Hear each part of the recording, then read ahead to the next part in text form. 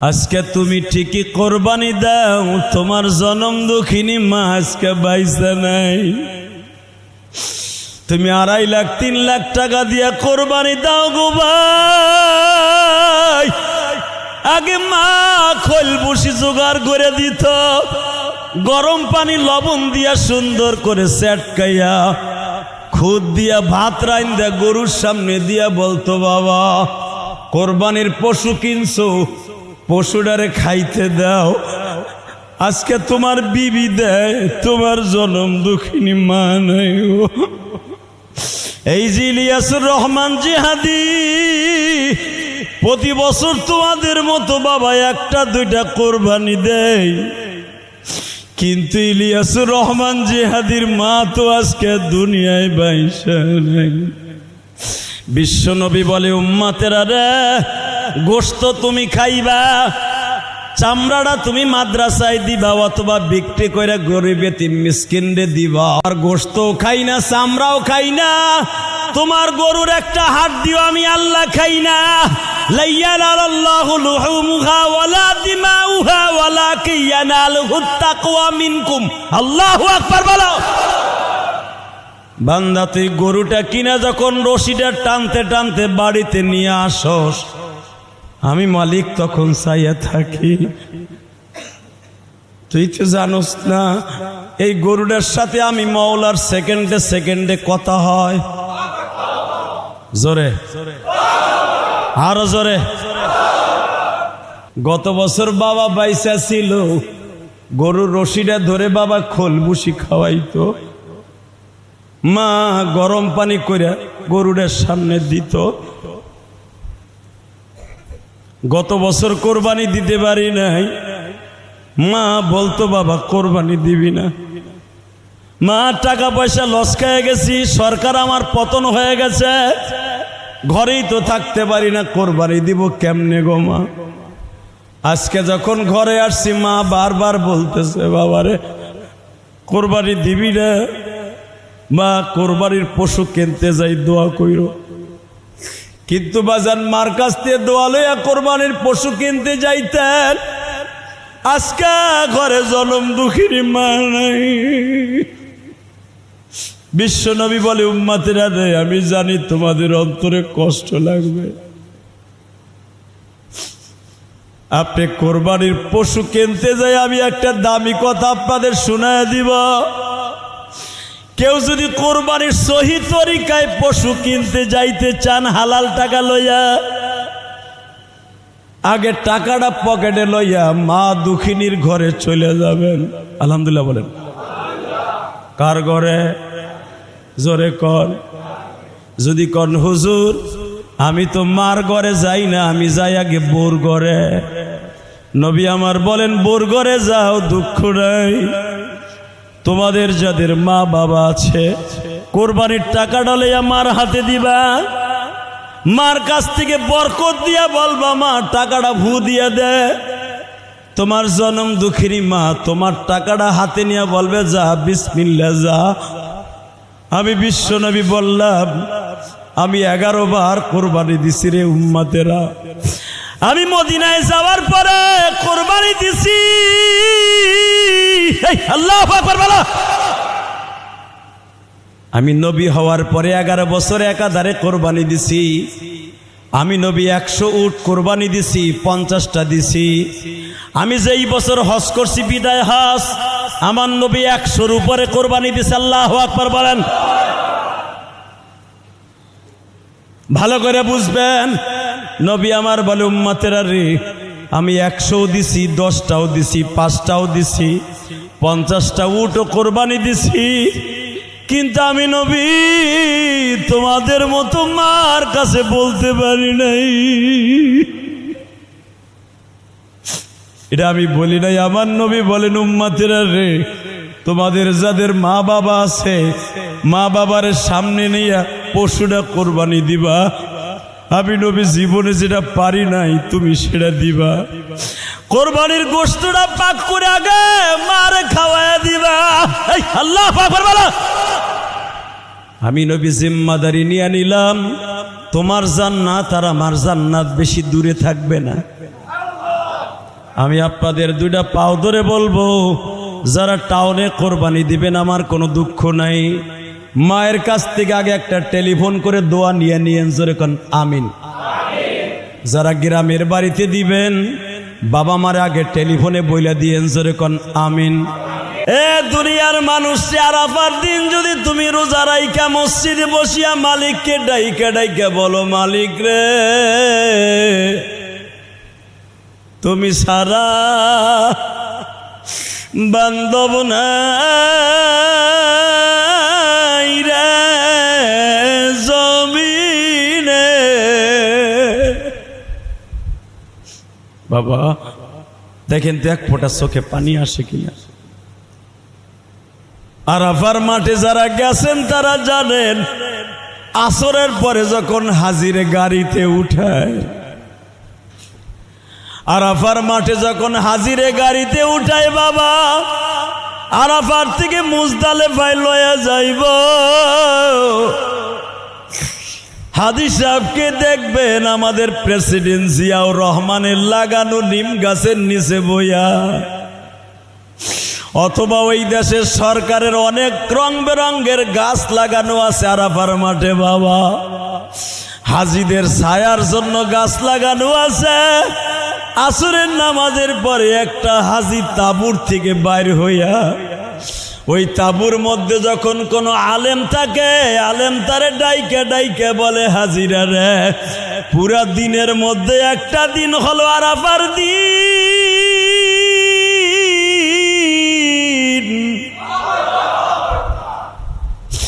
হয়তো আগামী বছরে আরাফার দিন আর কপালে নাও থাকতে পারে গো। কত লক্ষ লক্ষ কোটি কোটি মানুষ, 250 কোটি মানুষ এই আরাফার মাঠে আসার লাইগা খালি মসজিদে বয়া বয়া কান্দে, কবে যাব মক্কা মদিনায় মালিক। অনেকে উমরায় যায় বাবা, উমরায় যাইয়া তোর আরাফার মাঠে যাওয়া ফরজ না। হাজি 9 জিলহজ আসরের নামাজের পরে তাঁবুর থেকে বাইর হইয়া সাদা একখান কাপড় পরিহিত আর একটা কাপড় গায়ে দেয়া, মনে হয় হাজি বুঝি কবরস্থানের মধ্যে আছে। কবরের কথা চিন্তা করে হাজি কান্দে আর বলে, মালিক আমি গরিবের ঘরে জন্ম নিছিলাম, মাদারীপুর বাড়ি, শরিয়তপুর বাড়ি, চাঁদপুর বাড়ি, রংপুর বাড়ি, দিনাজপুর বাড়ি, ফরিদপুর বাড়ি, গোপালগঞ্জ, কিশোরগঞ্জ, মানিকগঞ্জ, ময়মনসিংহ, কিশোরগঞ্জ, কত জায়গায় আমার বাড়ি, নোয়াখালী, কুমিল্লা বাড়ি। গরিবের ঘরে জন্ম নিছিলাম, কোনোদিন স্বপ্নেও দেখি নাই মক্কা মদিনায় আসব। আজকে যখন আরাফার মাঠে আসার সুযোগ পাইছি, আসরের নামাজটা শেষ হওয়ার আগেই তো আমাদের মুজদালেফায় গাড়িতে রওনা দিবে। হাজি দেখবেন কান্দে আর বলে, মালিক জীবনের গুণা মাফ করবেন।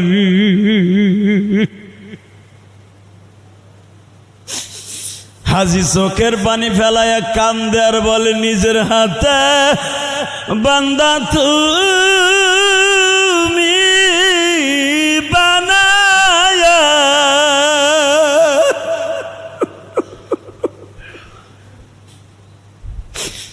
কেমনে দিবা মাফ না করে তারা। পুরা বছরের মধ্যে ওই রকম দিনের বেলার কোনো মানুষকে মাফ করে না। এ দুনিয়ার মানুষ, আরাফার দিন যদি তুমি রোজা রাইখা মসজিদে বসিয়া মালিককে ডাইকা ডাইকা বলো, মালিক রে তুমি সারা বান্ধব নাই রে জমিনে, বাবা দেখেন তো এক ফোঁটা চোখে পানি আসে কিনা। আরাফার মাঠে যারা গেছেন তারা জানেন, আসরের পরে যখন হাজিরে গাড়িতে উঠায়, আরাফার মাঠে যখন হাজিরে গাড়িতে উঠায় বাবা, আরাফার থেকে মুজদালেফায় লয়া যাইব, হাজী সাহেবকে দেখবেন আমাদের প্রেসিডেন্ট জিয়াউর রহমানের লাগানো নিম গাছের নিচে বইয়া, অথবা ওই দেশের সরকারের অনেক রং বেরঙ্গের গাছ লাগানো আছে আরাফার মাঠে বাবা, হাজীদের ছায়ার জন্য গাছ লাগানো আছে। আসরের নামাজের পরে একটা হাজী তাঁবুর থেকে বাইর হইয়া, ওই তাঁবুর মধ্যে যখন কোনো আলেম থাকে, আলেম তারে ডাইকে ডাইকে বলে, হাজিরা রে, পুরা দিনের মধ্যে একটা দিন হলো আরাফার দিন,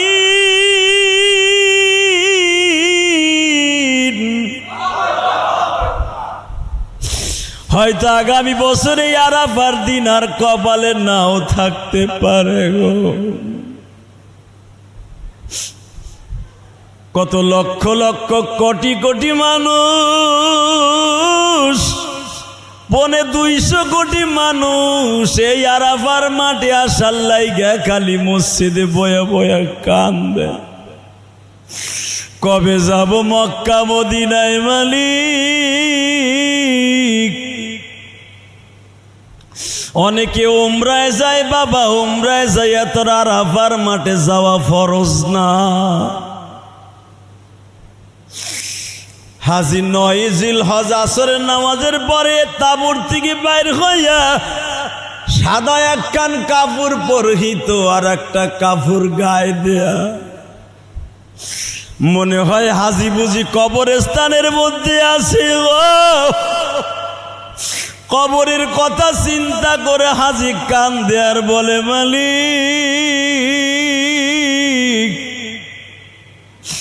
আমি গরিবের ঘরে জন্ম নিছিলাম, মাদারীপুর বাড়ি, শরিয়তপুর বাড়ি, চাঁদপুর বাড়ি, রংপুর বাড়ি, দিনাজপুর বাড়ি, ফরিদপুর বাড়ি, গোপালগঞ্জ, কিশোরগঞ্জ, মানিকগঞ্জ, ময়মনসিংহ, কিশোরগঞ্জ, কত জায়গায় আমার বাড়ি, নোয়াখালী, কুমিল্লা বাড়ি।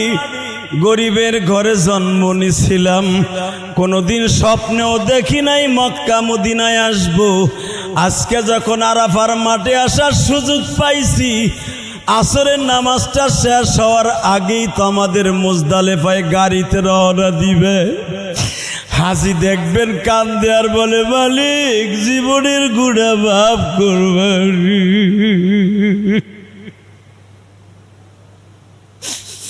হাজী চোখের পানি ফেলায় কান্দে আর বলে, নিজের হাতে বান্দা তুমি বানায়া,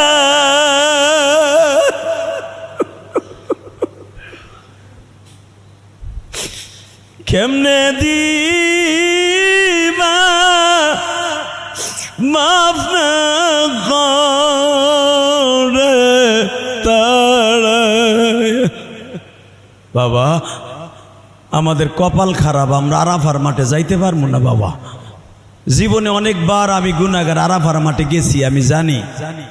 আরে ধনী গরিব সব এক লিবাসে সাজে সজ্জিত, জোরে কান মারহাবা। কে ধনী কে গরিব, কে বড় লোক কে ছোট লোক বোঝার কোনো কায়দা নাই। তারেক জিয়াও যদি হজে যায়, সেও যেই কাপড়, মাথাটা ছোলা। ডোনাল্ড ট্রাম্প যদি মুসলমান হয়ে আরাফার মাঠে আসে, ডোনাল্ড ট্রাম্পও 2টা কাপড়। সারা দুনিয়ার মুসলমান আরাফার মাঠে একই সাথে সজ্জিত। কে ধনী কে গরিব চেনার কোনো কিচ্ছু নাই। ধলা কালো শুধু এতটুকু বোঝা যায় যে ধলা আর কালা, লম্বা বেঠে, কিন্তু সবাই একই কাপড়। সরকার মারহাবা। সবাই কি কাপড়? আমার আল্লাহ বলেন, এই দিনটা আমি কেন দামি করছি আরাফার দিনে? জানোস কি লেগে দামি করছি? ওই দিনটা আমার কাছে ধনী গরিব কোনো ভেদাভেদ নাই।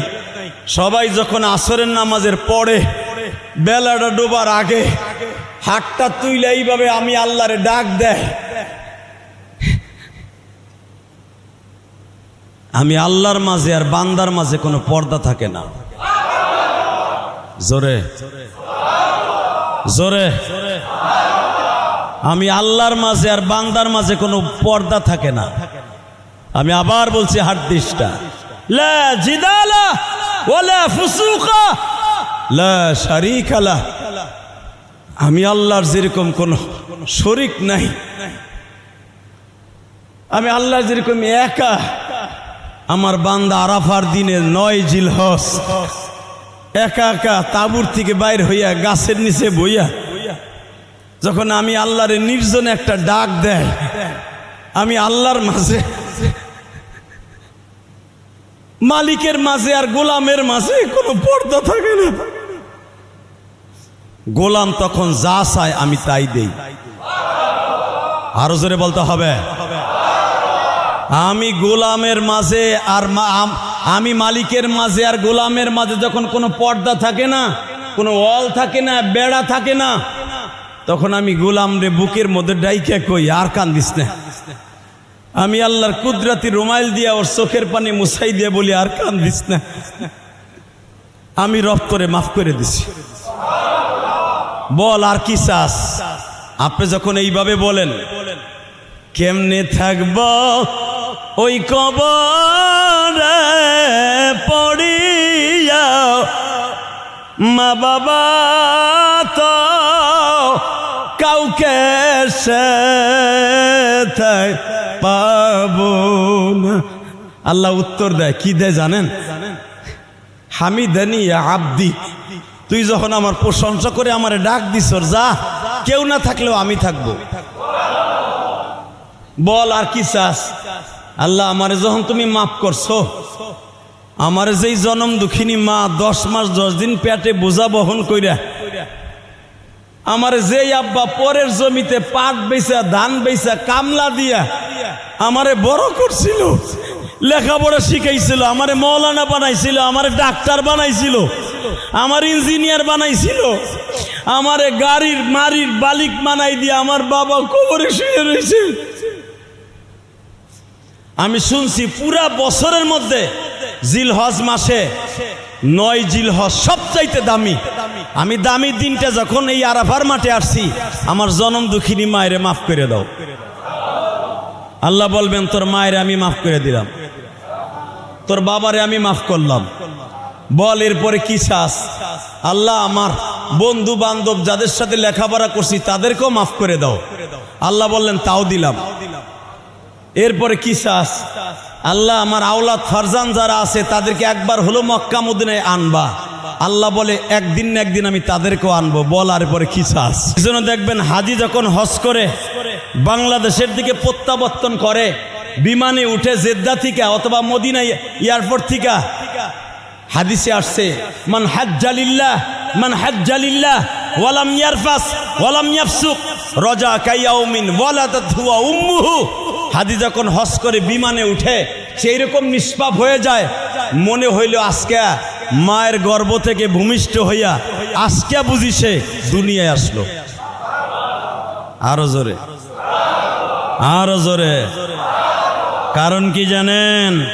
ওই যে আরাফার মাঠে যে আল্লাহরে ডাক দিছিল, তার গুনাহ সব মাপ, তার 14 গোষ্ঠীর গুনাহ মাপ, এমনকি সে যারে টার্গেট করে দোয়া করছে তার গুনাহ মাপ।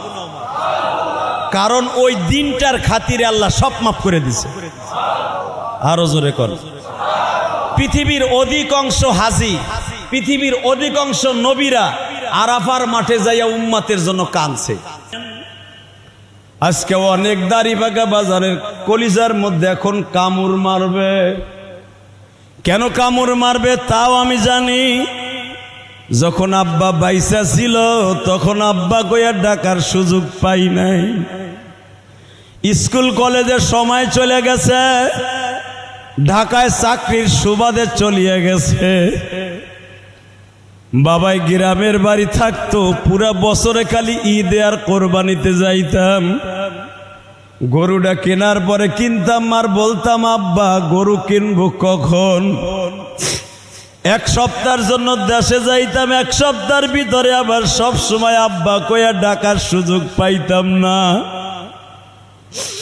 আমার মালিক বলে, তুই তোর আব্বারে ডাকতে পারস নাই, যদিও তুই সপ্তাহে বছরে 8-10 বার আব্বা কইয়া ডাকতি, আজকে কোরবানি দেশ গরু কিনোস, কিন্তু তোর আব্বা আজকে দুনিয়ায় নাই। এমন একদিন ছিল রে বান্দা,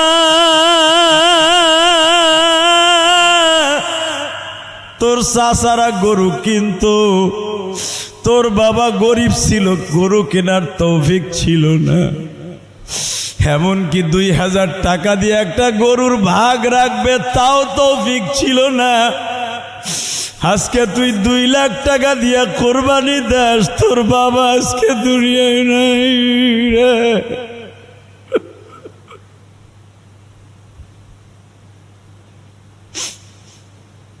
আগে তোর চাচারা কোরবানি দিত, তুই তোর আব্বারে বলতি, আব্বা আমরা কি কোরবানি দিবা না?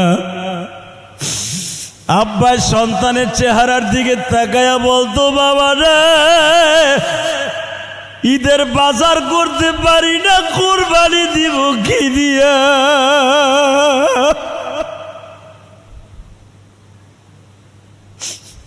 আজকে তুমি ঠিকই কোরবানি দাও, তোমার জনম দুঃখিনী মা আজকে বাইসা নাই। তুমি 2.5 লাখ 3 লাখ টাকা দিয়া কোরবানি দাও গো ভাই।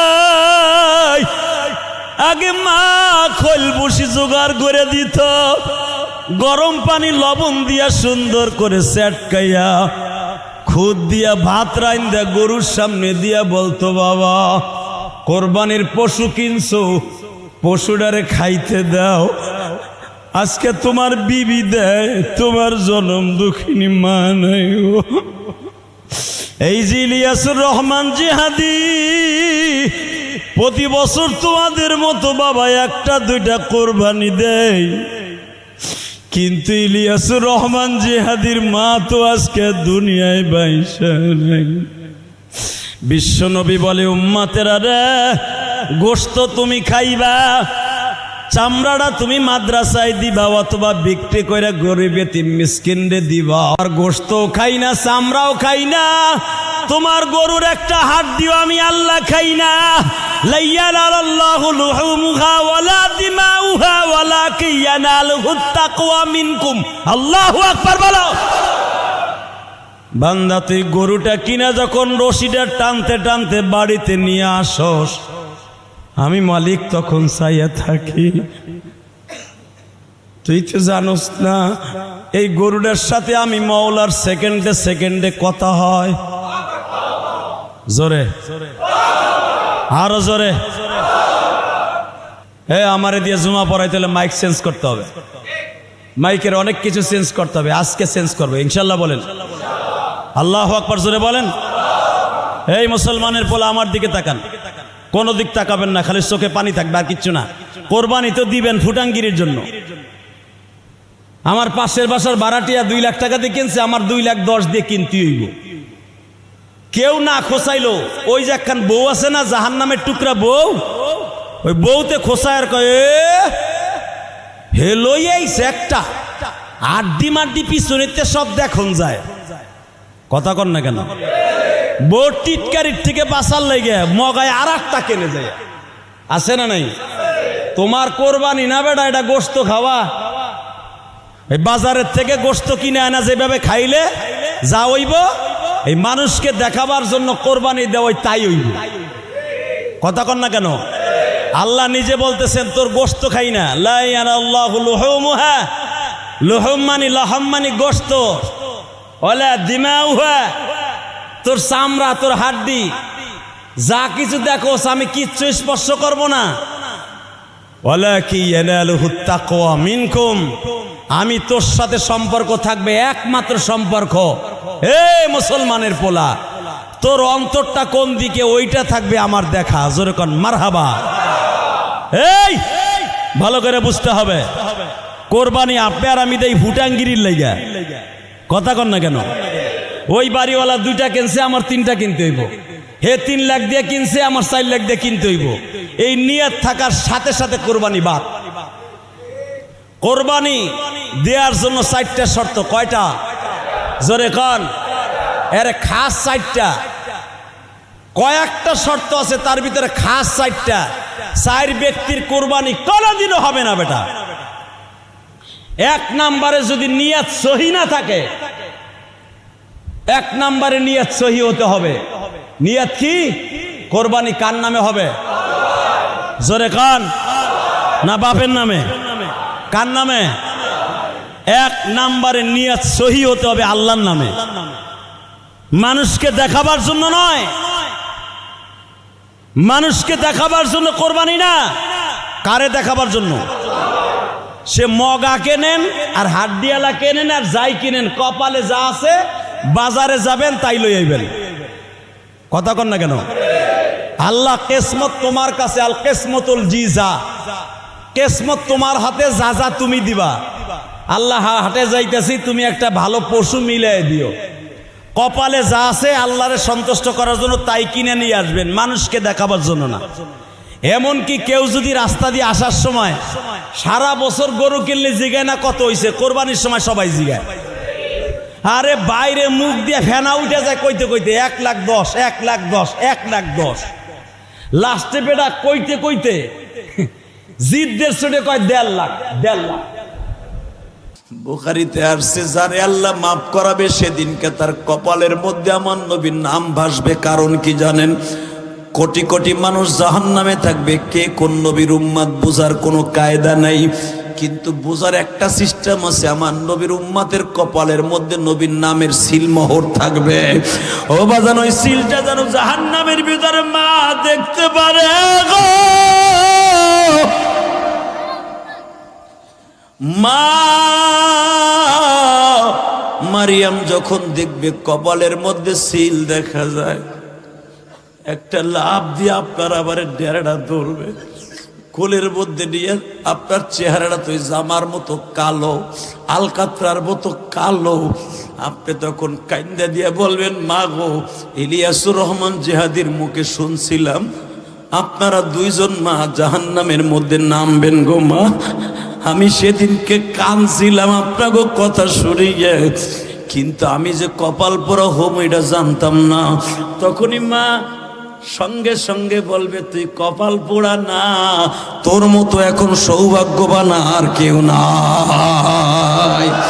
ইমাম থানভী রহমাতুল্লাহ তার কিতাবের মধ্যে লেখে গো বাবা, যখনই মা মারিয়াম আর মা আসিয়া বলবে তোর মতো সৌভাগ্যবান কেউ নাই রে বাবা, তখন আপনার আমি মুস্কি মুস্কি হাসবো আর বলবো, মালি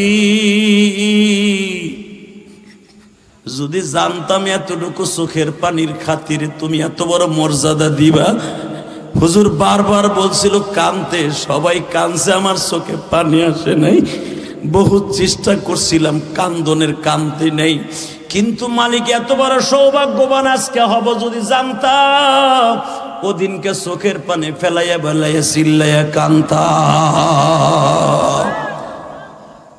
কিয়ামতের মাঠে মা মারিয়াম আর আসিয়ার গাড়িতে জান্নাতে যাওয়ার নিয়ত আছে না নাই? আরো জোরে কোন বাজান। মাঝখান দিয়ে কেন 2 জনের নামটা বললাম, এখনই মিলাই দেব। জোরে কোন আল্লাহু আকবার। মা মারিয়াম মা আমিনারে আম্মা কয়, বুঝেন নাই? মা হাওয়া কয় বোন, মেয়ে কয়, হাজেরাও কয় মেয়ে, হেরা 2 জন কয় মা। কারণ হাজেরাও আমাদের জাতীয় মা, হাওয়াও আদি মা।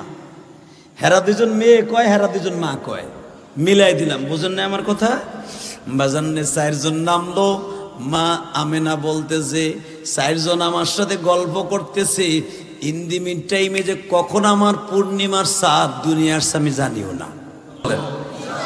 বাজান রে, এবার আমার দিকে তাকান। মা আমেনা বলতেছে, নূরের পুতুলি কই থেকে আসলো? টান দিয়া কোলে নিতে যায় গো, কে জানো ডেকে ডেকে বলে, আমেনা রে কোলে নিস না, এখনই আমার বন্ধুরে ধরিস না, আমার বন্ধুরে সারা পৃথিবীর মানুষ আগে কোলে নেবে, তারপরে তুই নিস। জোরে জোরে জোরে জোরে জোরে। হঠাৎ করে কে জানো আমেনার সামনে দাঁড়ায় একটা সাদা রুমাল পাইতা দিলেন। আর একজন অর্থাৎ মিকাইল আমার নবীরে সাদা রুমালে রাখলেন। খাসাইসুল কুবরার মতো উলামা একরাম দেখবেন, আল বিদায়া ওয়ান নিহায়া কিতাবে দেখবেন, সাদা রুমালে করে জিব্রাইল একটা উড়াল মারলেন। সারা দুনিয়ার মাখলুকরে দেখাইয়া সবে সাদেকে নবী জন্মগ্রহণ করলেন। বেলা 8টার সময় মা আমেনার কোলে দিলেন। মা আমেনা বলে, সন্তান যে আমার ডেলিভারি হয়েছে, আমার একটু প্রসব বেদনা একটু হয় না, একটু এক ফোঁটা রক্ত ভাঙ্গে নাই। আমার পেটের মধ্যে যে মুহাম্মদ বের হয়ে গেছে তার কোনো আলামত না। আব্দুল মুত্তালিব শুনতে পাইছে মুহাম্মদ জন্ম নিছে, দৌড়াই আসছে দাদু ভাইরে কোলে নিবি। যেই দাদু ভাইয়ের জন্য বাচ্চা আব্রাহা ধ্বংস হয়ে গেছে 50 দিন আগে, যেই দাদু ভাইয়ের জন্য কাবাগরের মূর্তি লুলা হয়ে গেছে, যেই দাদু ভাইয়ের কারণে পারস্যের সেই অগ্নি 1000 বছর আগে জ্বালানো বন্ধ হয় না, বন্ধ হয়ে গেছে। এত আলামত যেই দাদু ভাইয়ের কারণে পারস্যের সেই নদী নীলনদ সেকেন্ডের ভিতরে সেই মূর্তি পূজা করত। নদীর মধ্যে কুমারী সাজাইয়া একটা মহিলারে সাজাইয়া জিন্দা মেরে ফেলতো ওই নদীতে, ওই পানিটা সেকেন্ডের মধ্যে শুকিয়ে গেছে। এত আলামত যেই দাদুভাই দুনিয়া আসার আগে শুনলাম, সেই দাদুভাইকে একটু কোলে দাও। হঠাৎ করে দেখে দরজার কাছে চৌকার ধরে একজন দাঁড়ায় রয়েছে। জোরে জোরে আব্দুল মুত্তালিব চোখের পানি ছেড়ে দিয়ে বলে, তুমি কে গো জাদু, এত শক্তি তোমার গায়ে? আমি জীবনে কারোর সাথে দেখা দেই না, আমি দেখা দিলে তারে খাতির করি না, কিন্তু আল্লাহর হুকুমে আসছি, তোমার সময় নাই, আর মাত্র কয়েক বছর আছে। কিন্তু জানিয়ে আল্লাহ তোমার বংশের দাম বেড়ে গেল তোমার নাতিটার কারণে। কই আমার কলিজার টুকরার নাতি,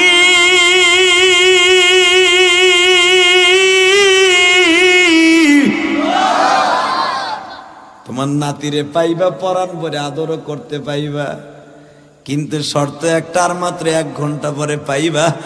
আসমান জমিনের মাঝে যত ফেরেশতা আছে তাদের দাবি ছিল, আল্লাহ তোমার বন্ধু দুনিয়ায় যাইবার পরে যারে তুমি আসার আগে ঘোষণা দিছো, ওয়ামা আরসালনাকা ইল্লা রাহমাতাল লিল আলামিন, যারে তুমি ঘোষণা দিছো সারা দুনিয়া রহমত, না দেখাই আমেনার ঘরে নিও না। দেখাইতে নিছে, চিন্তা করো না, আইব তোমার ঘরে রহমত। জোরে কোন মারহাবা। আমার যেই নবীর রহমত সারা দুনিয়ায় বহন করার জন্য পাগল, আর আমরা সেই নবীর দরখাস্ত সারা পাইছি বাবা। ওই নবীর রহমতের ঘরেতে উঠে জান্নাতে যাওয়ার নিয়ত আছে না নাই? কার কার আছে দেখে আল্লাহকে হাত তুলে দেখান তো। লিল্লাহে তাকবীর, নারায়ে তাকবীর। এখন একটা কথার আওয়াজ দিবেন, আমি তাকবীর শিখাইলাম, এখন একটা আওয়াজ দিবা যুবক। দেখবে গভীর রাত্রে আমার নবীরে কে ভালোবাসি, যেই নবী সারা দুনিয়ার রহমত, আমার ওই নবীরে যদি কেউ গালি দেয় ওরে আস্থা রাখবো না। যুবক ভাই রাজি আসো না? দাদা ভাই রাজি আসো না? কে কে রাজি আসো? আল্লাহকে হাত তুলে দেখাইয়া দাও। তুই তো ছোট্ট ছিলি রে বোন, তোরে মাত্র 1.5 বছর রাইখা মারা গেছে মা। আল্লাহু আকবার জোরে বলো। এই দুনিয়ায় যার মা নাই রে মা, ওর মতো দুঃখ মিয়া পৃথিবীতে হয়। তোরে মাত্র 1.5 বছর থেকে 2.5 বছর রাইখা মা মারা গেল রে কুলসুম। নানা মারা গেছিল 6 মাস আগে, মা মারা গেছে নানার ইন্তেকালের 6 মাস 10 দিন পরে। তোরে আমি হুসাইন কত কষ্ট করে পালছি রে বোন, তুই জানো।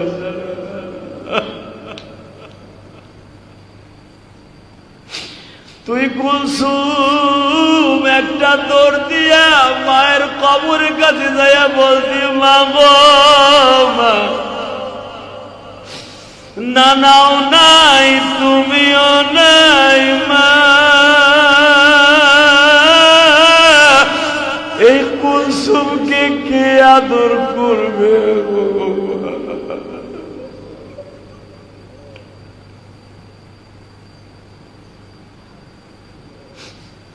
বোন রে, যেই ভাই তোরে কোলে পিঠে করে মানুষ করে বিবাহ দিছিলাম রে বোন, তোর জামাইটাও শহীদ হয়ে গেছে,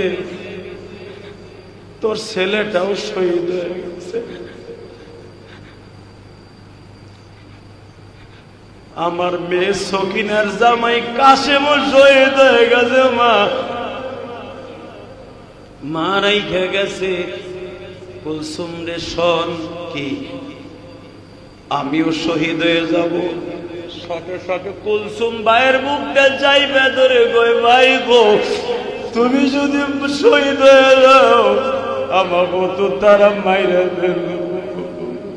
আল্লাহ দেখো কিশোরগঞ্জের কুলিয়ারচরের বাজার না কেমনে কান্দে, এরা কোন পুলিশের ডরে কান্দে না, এসপি সাহেবের এমপি সাহেবের ডরে কান্দে না।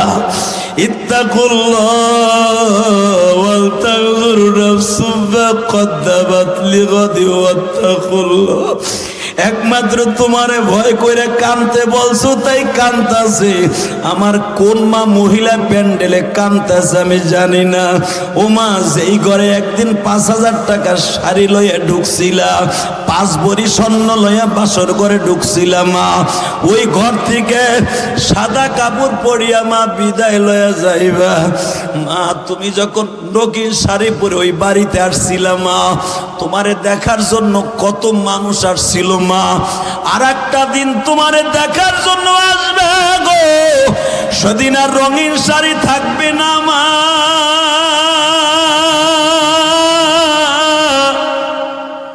কে বা হবে সঙ্গে তোমার, কে বা হবে সঙ্গে তোমার, ওই না মরণে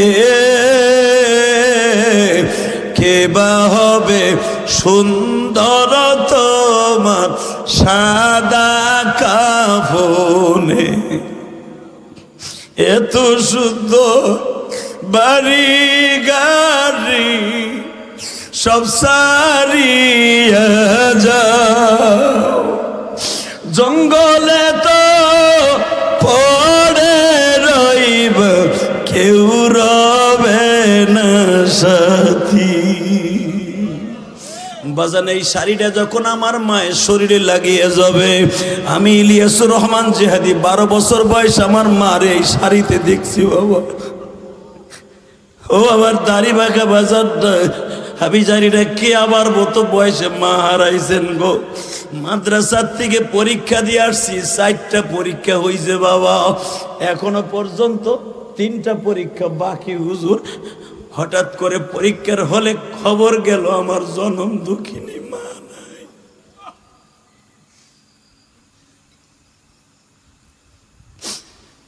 আমি তখন ইয়াজদম অর্থাৎ প্রথম জামাতে লেখাপড়া করি বাবা। সেদিনকে আমি তালিমুল ইসলাম পরীক্ষা দিতেছিলাম, লিখিত পরীক্ষা বাবা। হঠাৎ করে কানে খবর গেল, আমার কাছে তো আর বলে নাই, আমি তো 12-13 বছরের বালক। আমার মোহতামিম সাহেবকে কোটালীপাড়া আমার প্রধানমন্ত্রীর নির্বাচনী এলাকার প্রথম আসন, কোটালীপাড়া আমার হুজুরের কানে কানে বলল, হুজুর ওর একটু বের করে দেন, ওর মা নাই। আবার মাদ্রাসার মোহতামিম সাহেব কোনদিন আমারে জড়াই ধরে কানতে দেই নাই। হুজুর অনেক কড়া মেজাজের মানুষ ছিলেন, অনেক বুজুর্গ, মুসাল্লাম তরিকার বুজুর্গ। পরীক্ষার হল থেকে খাতাটা টান দিয়ে নেয়, কয় তোর পরীক্ষা দিতে হবে না, ওঠ। আমি মনে মনে ভাবছি নকল করছি মনে হয়। আমি দাঁড়ায় কান্তাছি আর বলতেছি, হুজুর আমি কিছু করি নাই, আয়। বুকের সাথে মাথাটা লাগায় কয়, তোর পরীক্ষা আমি স্পেশাল বাসার থেকে আইলে নিমু, তোর মা অসুস্থ, তোর মা তোরে দেখতে চাইছে। হে আবার কিশোরগঞ্জের আলেম ভাইরা রে,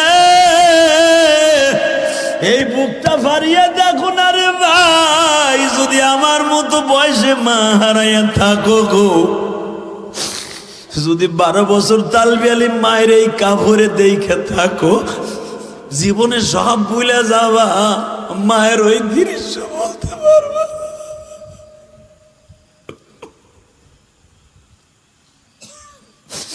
আমি দেখি আমার হুজুররা আমার লুঙ্গিগুলা ভাঁজ করিয়া দেয়, আমার জামাটা ভাঁজ করিয়া দেয়, আমি বুঝতে পারি না হুজুররা আমার ব্যাগ কাছাই দেয় কেন।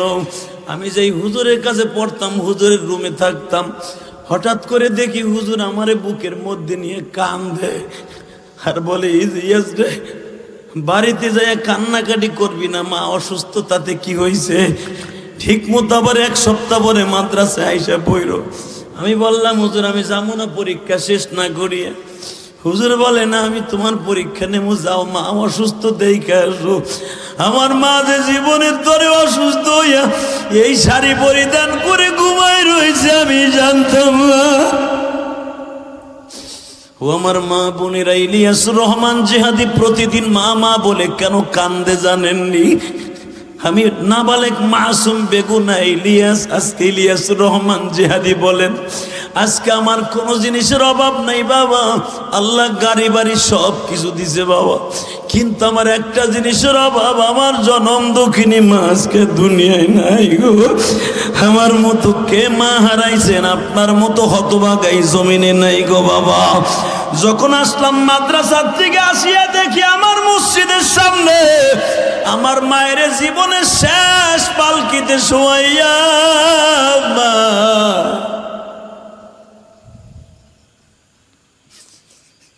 বাজান রে, পালকিটা এখনো মসজিদের সামনে, আমার মারে কবরে নামায়া ফেলছে। বাজান মারে কবরের মধ্যে এক নজর দেখে একটা চিৎকার দিয়ে বেহুশ হয়ে গেছিলাম। যেই কাপড়ে আমার মাকে দেখছিলাম রে আমার আলেম ভাইরা, ওই কাপড়টা এখনো পর্যন্ত ভুলি নাই। এই হাত দিয়ে কত মানুষকে কবরে রাখলাম, আল্লাহু আকবারের ধ্বনি দিয়ে কতজনের জানাজায় শরীক হইলাম। আমি আমার মায়ের সেই কাপড়টার কথা কোনোদিন ভুললাম না গো বাবা। ও মা, যারা পর্দার ভিতরে বসে বসে আমার কথা শুনতেছেন গো মা, আমার মা মাত্র 28 বছর বয়সে মারা গেছে মা। আমি আপনাদের কাছে অত্যন্ত বিনয়ের সাথে বলবো মা, এই দুনিয়া থাকার জায়গা নয় গো মা। 1 ওয়াক্ত নামাজ কামাই দিয়া স্বামীর সাথে নাফরমানি করিয়া মা বেপর্দায় চলিয়া এই কাফনের কাপড়টা জাহান্নামের কাপড় বানিয়ে ফেলেন না গো মা। ও মা, আপনার স্বামী আপনার কবরে যাবে না গো মা, এমনকি পাড়ায়া পাড়ায়া স্বামী আপনারে দাফন করে আসবে, কবরের মাটিটা সরাইয়াও দেখবেন আপনার কবরে আগুন জ্বলতেছে না পানি ঢালতেছে। ও মা, আমি আপনাদের 2টা পাও ধরে যাই সন্তান হিসাবে মা, দুনিয়ায় কোনোদিন আল্লাহর সাথে নাফরমানি করেন না গো মা। ও মাই, মাথার চুলগুলা কাউরে দেখায় না গো মা, আপনার মাথার এত আদরের চুল, যেই চুল দিয়া মা আপনি আশ্রয় আশ্রয়া চুলগুলা কত শ্যাম্পু মারেন, কত দামি সাবান মারেন, কত দামি দামি তেল মারিয়া মা কত সুন্দর করে আদর করে চুলগুলা সিল্কি বানান। মা জানেননি, যেই চুলগুলা আপনার অন্য পুরুষে দেখবে, এক একটা চুল অজগর সাপ হবে গো মা। আপনার মা গো, এই সাপের খাবার হবে আপনার মাথার মগজগুলি। ও মা, কেমনে সহ্য করবেন গো মা?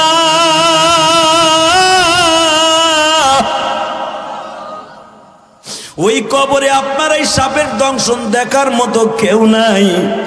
আমি আপনাদের সন্তান হিসাবে বলে গেলাম, বোন রে, এই চুলটা জীবনে কোনোদিন কোনো পুরুষকে দেখায়েন না, মা আমেনার সাথে জান্নাতে যাইতে পারবেন। কে বা হবে সঙ্গে আমার কাফনে, কে বা হবে সঙ্গে আমার মরণে।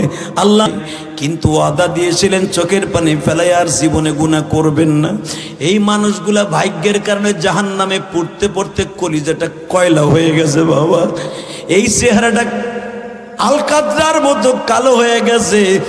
হঠাৎ করে দেখা যাবে এই কপালের মধ্যে আমার নবীর নাম কেমন যেন ভাইসে উঠবে। লোকটা ঠিক মতো নামাজ পড়তো না, কিন্তু আমার নবীর ইজ্জাতে কেউ আক্রমণ করলে ঘরে বসে থাকতো না। আমি এই কোরআন ধরে বলে গেলাম, ও বাজারটা মা মারিয়াম তালাশ করবে কার কপালে চমক মারবে আমার স্বামীর নামটা। আমি ইলিয়াস মার হাতের খাবার খাই দেখা আমার আব্বা আমার মায়ের এমন মায়ের গুলা মারছে, বাবা আমার আব্বা এমন পিটান পিটাইছে আমারে ভাত দেয় দেখা মা রাত্রে আসার পরে আমারে কই, ইলিয়াস রে তুই আজকে মাদ্রাসায় যাওয়ার কথা ছিল, শনিবার গেলি না, দেখ তোর আব্বা আমারে কি মারা মারছে। যুবক তুই এখন আমার সাথে সুর মিলাইয়া কানবি, এরকম তোমার জিন্দিগিতে আসছে বা আসবে। যখন আমার মায়ের আব্বায় মারছে আমার জন্য মনের মধ্যে অনেক কষ্ট পাইছি, মা আমার জন্য তুই মায়ের খাইছো মা। আমার মা কি বলে শুনছো? এখন তুই কানতে বলছি কেন জানোস? আমি ইলিয়াসুর রহমান জিহাদি সব ভুলে গেছি, এইটা ভুলি নাই। মা আমার ওই রাত্রে বুকের সাথে মাথা ঠেকায় বলে, ইলিয়াস রে জোরে কথা কইস না, তোর আব্বা কিন্তু এই রাত্রে তোরে মারবে, তোর আব্বাও আমারে মারে, তুইও কথা শোনোস না। আমি তোরে সাইরা এমন দেশে চইলা যাব ইলিয়াস, আর কোনদিন মায়েরে খুঁজা পাবি না।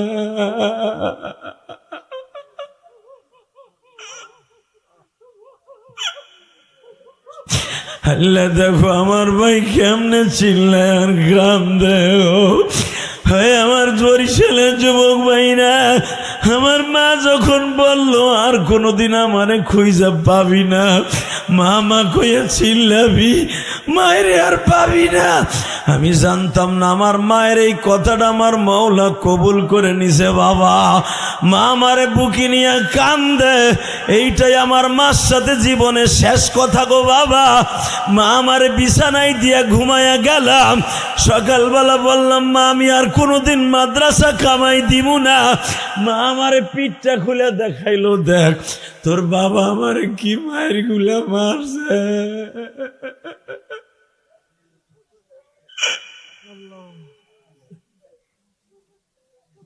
আমার আব্বা এখনো পর্যন্ত এই কথা মনে করে আর কান্দে। ইলিয়াস আমি কি জানতাম তোর মা আমার এইভাবে সাইরা চলে যাইব, তাইলে কি আর আমি তোর মায়ের মারত?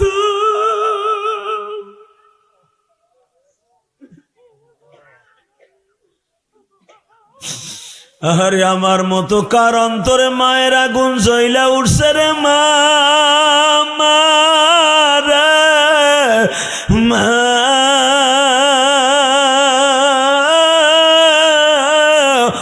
কলেজের বন্ধুরা মাদ্রাসার বন্ধুরা রে, মার চোখের পানি ঝরাইস না, আমি ইলিয়াসের মতো সারা জীবন কানবি।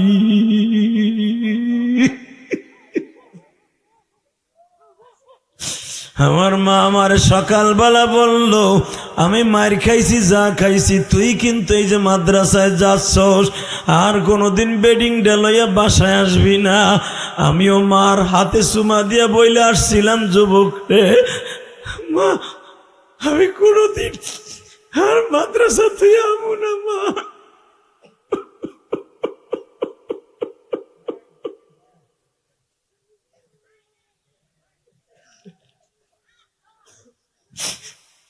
প্রতি মাসে মাসে বাড়িতে যাইতাম, 3 মাস হয়ে গেল বাড়িতে যাই না। ওই যে মার সাথে কথা দিয়েছি, 3 মাস পরে আমি পরীক্ষার হলে পরীক্ষা দিতেছিলাম, 4টা পরীক্ষা হয়েছে।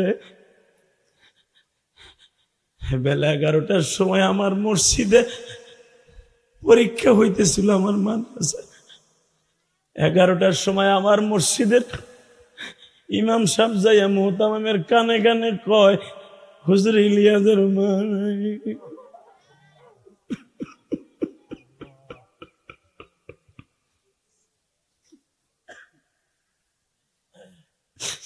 ওই যে 3 মাস আগে মায়েরে কান্দায় আইছি, ইলিয়াস এখন 38 বছর কান্দে,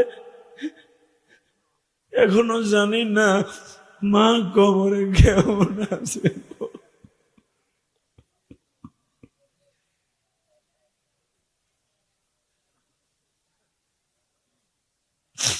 আমার বরিশালের কলিজার টুকরা যুবক ভাইরা, তোরা যারা দাঁড়ায় দাঁড়ায় কান্তাছোর, তোরা যারা বয়ে বয়ে কান্তাছোর, আমি জিহাদি বইলা গেলাম রে, দুনিয়ায় মায়ের কান্দাইস না, আমার মতো কান্দতে হইব।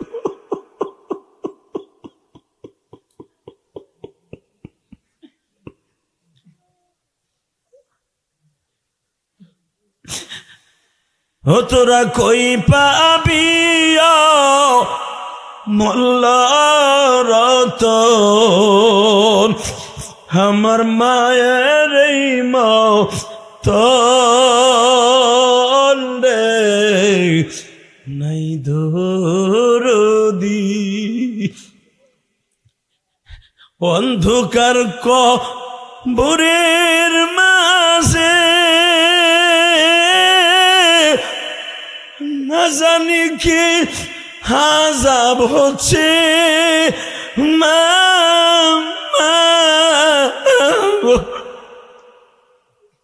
হোসে মাফ করে দাও দয়াল আল্লাহ, হোসে মাফ করে দাও দয়াল মাওলা, আমার দুঃখিনী মা হে